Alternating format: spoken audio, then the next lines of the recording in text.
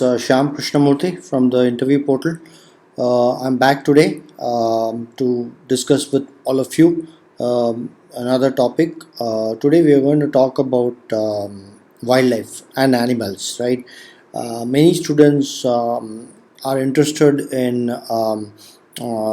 animals, right? Many of you have pet animals with you, like dogs or cats, and some of you have a very natural affinity to animals, right? So we've never considered a career that is related to animals because they're very rare, right? The one career that comes to mind is that of a vet, right? Veterinary doctor.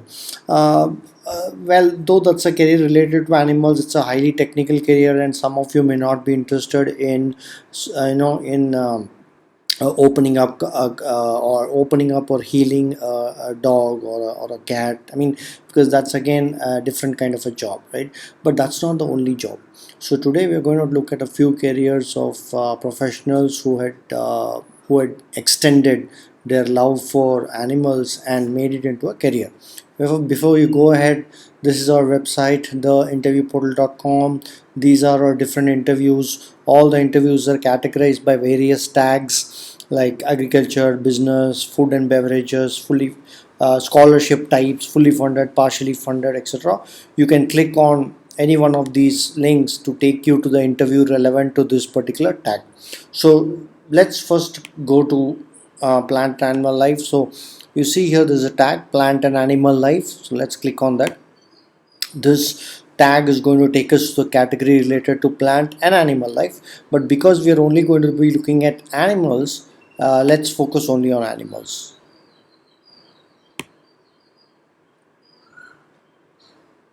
Okay, so here we have this category.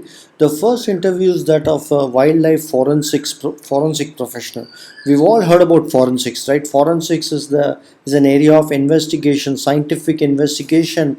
That is, if a person is dead and the police want to investigate how this person died, they're going to extract the DNA samples of this person based on his blood and send it to the lab. And in the lab, they're going to look at different kinds of things like hair samples, blood samples, skin, etc., etc., and try to find out what happened probably a couple of hours or minutes before this person died. Was he murdered? Was it a suicide? A lot of things. So though forensics has played a very important role in human death, we have still not embraced the concept of forensics in wildlife, but now it's changing, right? With a lot of illegal activity happening around animals, with poaching of tigers, leopards, and even crocodiles for their skin to make various kinds of accessories.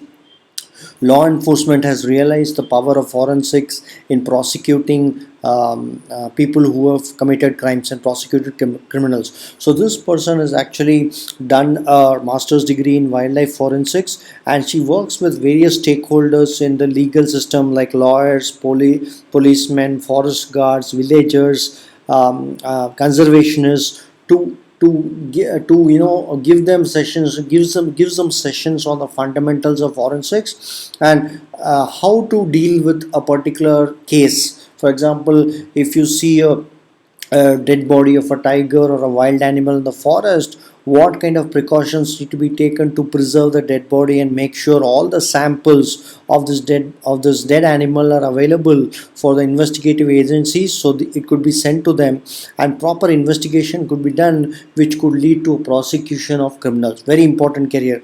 If we all want to save our wild animals, we need to prosecute the people who are responsible for killing them based on scientific evidence. So wildlife forensics is a fantastic career for professionals who are passionate about animals and who want to do something at the same time stick to science, work on the scientific aspects of analyzing how a particular animal died. Was it a murder? Was it killing? Or was it a death due to illness or old age? All these answers can be obtained using forensic evidence. The next career is another very rare career called animal assisted therapy. This is a very interesting career for professionals who are interested in psychology, counseling. See, if you all have realized, a lot of children who are distant, who do not interact with other children, actually are very comfortable in the company of animals, pet animals. If they have a pet dog or a pet cat, they actually interact much better with these animals. What does it tell you is that these animals actually are able to break the barriers of communication with children who generally are non-communicative. So this brought in the concept of therapy animals. That is, therapy animals are animals used by animal assisted therapists who actually try to communicate to autistic children, depressed adults, and a lot of other people who have different kinds of mental issues to help them explore their issues, to bring them out of their, what do you say, of their very of their own world.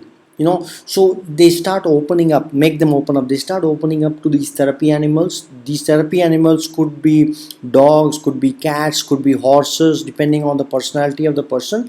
But it's a very interesting career where those therapy animals are trained by the therapist to actually work with patients, to work with children, to work with the depressed population, to communicate with them, to get them to open up, and that changes their personality.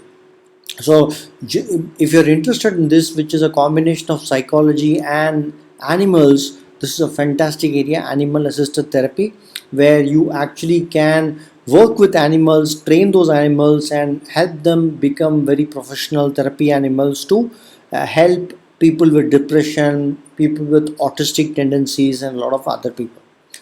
The next career we're going to talk, which deals with animals, is wildlife GIS Analyst. Very interesting career which uses the concept of geography in wildlife management.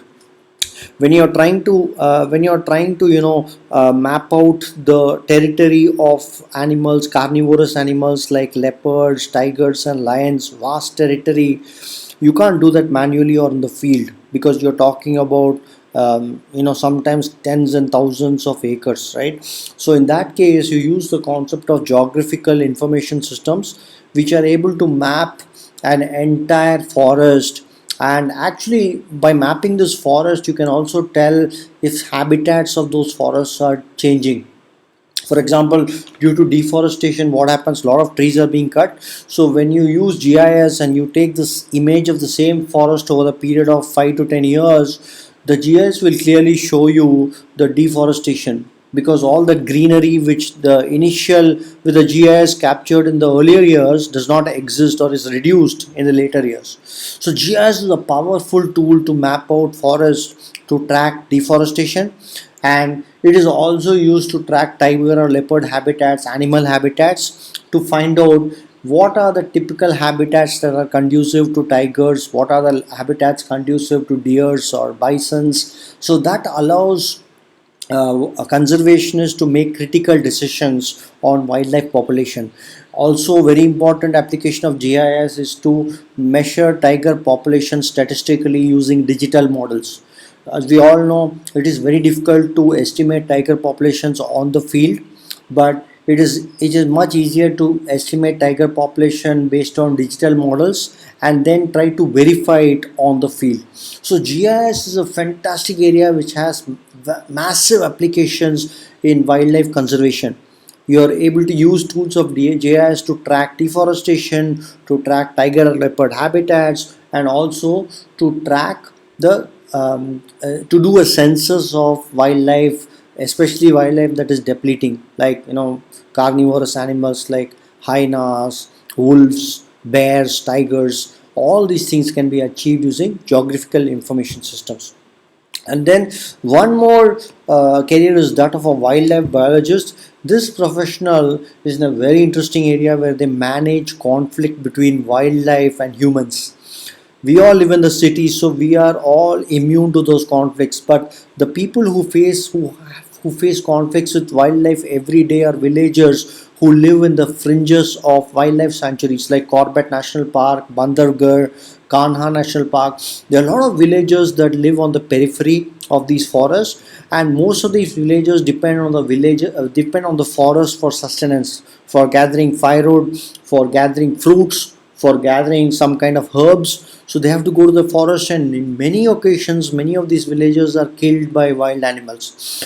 So the job of wildlife biologist, this person actually tries to understand the nature of conflict between humans and wildlife, and try to find ways where they can peacefully coexist with one another. It's not an easy job, it's not a desk job, it's a field job, but he does a lot of surveying, qualitative or quantitative surveys, data modeling, collects data, validates data, and uses the data to understand what are the conflicts between humans and wild animals. For example, water, right? We know that our world is losing water. We are in Water is going to be a big challenge for us in the next 10 to 15 years, and many villagers go to the forest to get water. The same water is also required by wild animals. Job of a wildlife biologist to understand the conflict for resources, natural resources, by humans and wild animals, and what kind of strategies that we could adopt to make sure that all of us live in harmony, and villagers also treat wildlife the way they need to be treated and live in a peaceful way. So these are few of the careers related to wildlife that we discussed today. There are a lot more. If you are interested, you can go to this page and look at all the different careers. Fantastic area. As we all know, everyone needs to ultimately do what they are interested in. So I hope that these interviews will open your eyes and put you on the path of a career in wildlife. Go through it, and we'll catch up on another area of interest sometime next week. Thank you.